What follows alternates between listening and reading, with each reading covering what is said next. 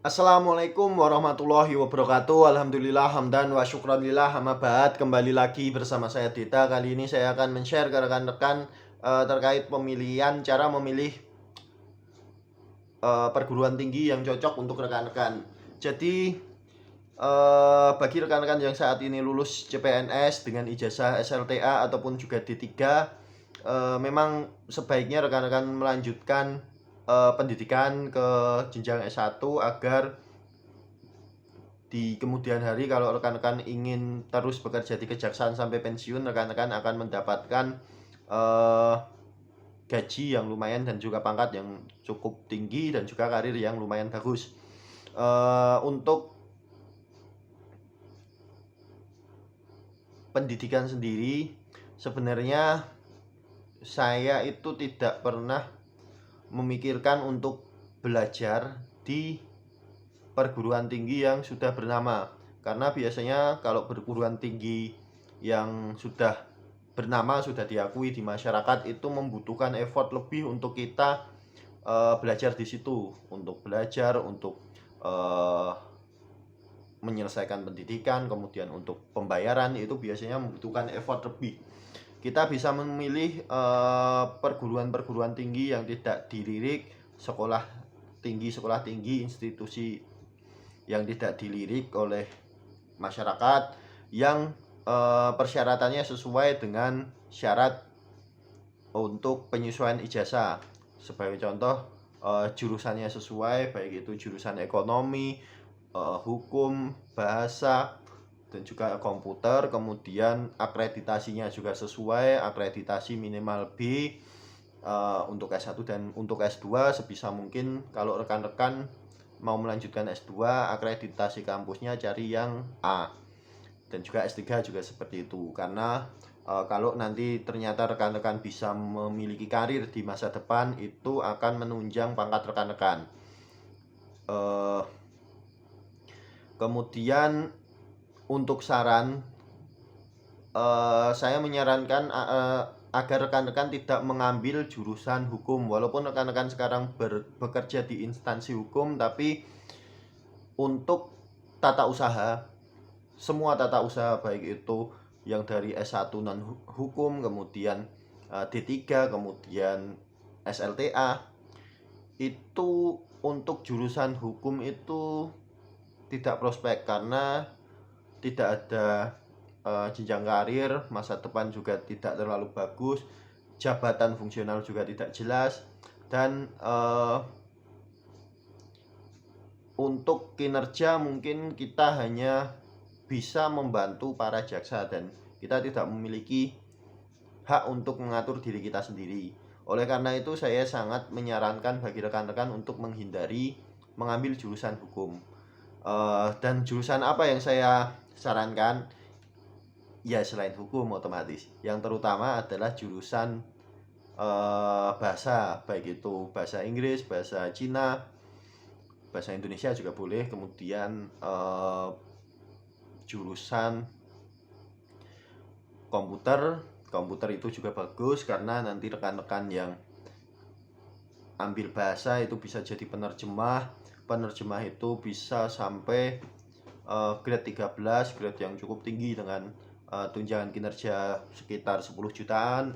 Begitu juga dengan uh, Prakom juga bisa grade 13, yang tunjangannya juga cukup tinggi, yaitu sekitar 13 juta, 10 jutaan juga grade 13.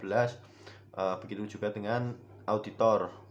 Cuman untuk auditor sendiri tidak saya sarankan, karena di kejaksaan sendiri biasanya mengaudit itu menggunakan jasa BPK dan BPKP, sehingga rekan-rekan auditor di kejaksaan itu tidak difungsikan. Dan kalau jabatan fungsional itu tidak difungsikan, maka tidak bisa naik pangkat. Itu masalahnya. Jadi bagi rekan-rekan yang saat ini mau mengambil ekonomi dan mengambil jabatan auditor, harap diperhatikan untuk mengetahui bahwa auditor itu kelemahannya adalah jarang digunakan di kejaksaan.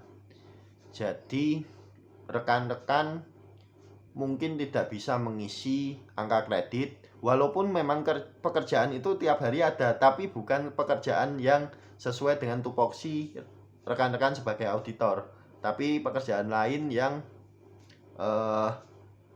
membantu para jasa atau membantu para pegawai struktural, sehingga rekan-rekan tidak akan bisa naik pangkat. Dan sebagai pengalaman saja, ada beberapa rekan yang sudah 8 tahun di jabatan auditor itu tidak bisa naik pangkat, padahal untuk rekan-rekan yang tidak punya jabatan pun itu sudah 2 kali naik pangkat, apalagi yang punya jabatan itu 3 kali naik pangkat.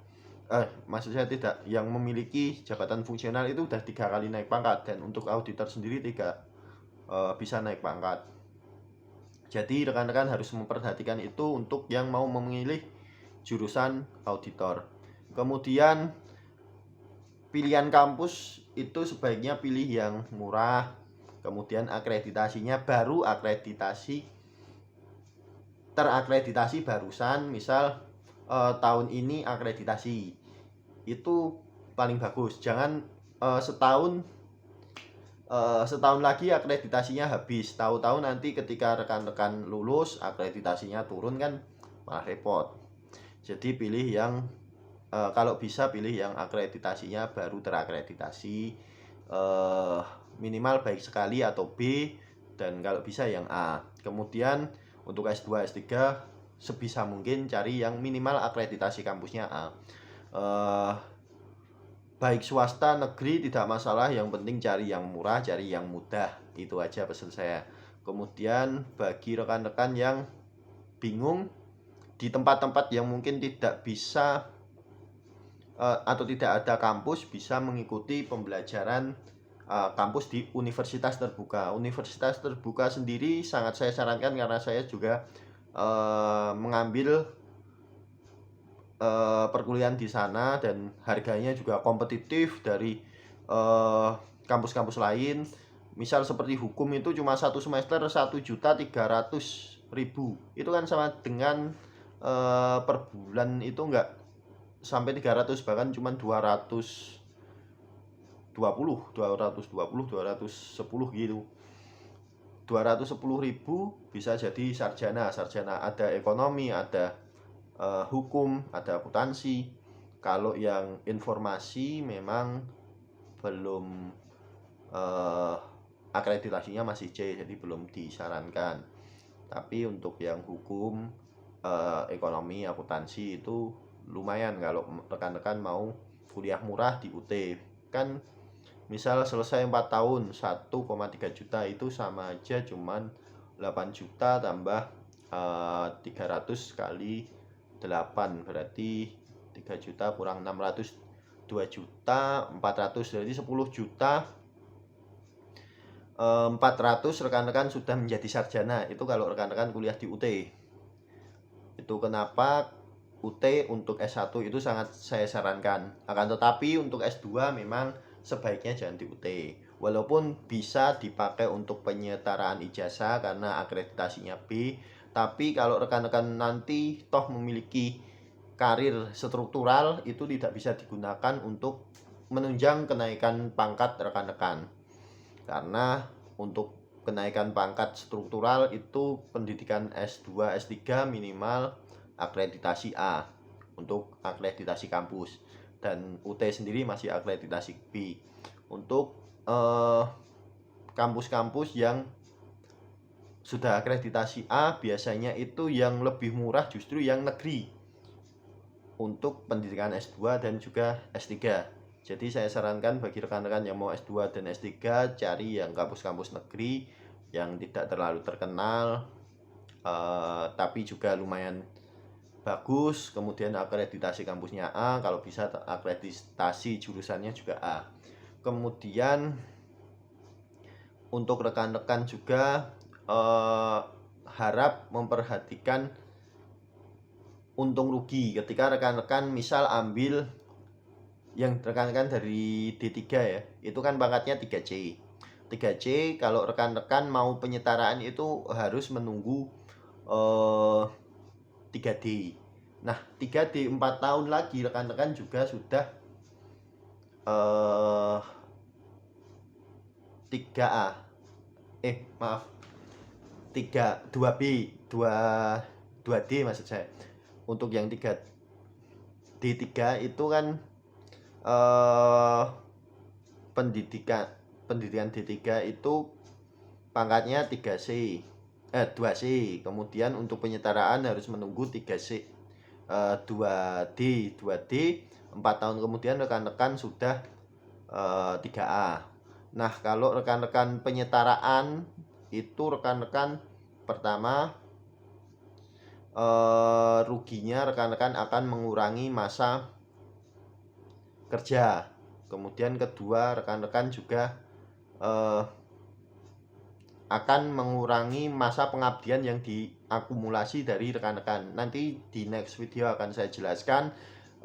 Yang jelas untung ruginya itu banyak ruginya kalau dari D3, apalagi D3 yang tidak sejurus. Misal rekan-rekan D3 itu ambil D3 administrasi bisnis atau D3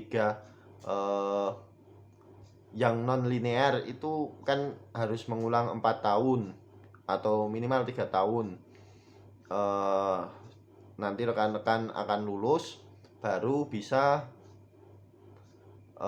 penyetaraan, dan itu memakan biaya yang banyak tapi juga manfaatnya tidak terlalu besar. Jadi sebaiknya rekan-rekan pikirkan itu agar nanti rekan-rekan tidak menyesal di kemudian hari. Mungkin cukup sekian yang bisa saya sampaikan. Ada salah kata mohon maaf. Wabillahi taufiq wal hidayah. Wassalamualaikum warahmatullahi wabarakatuh.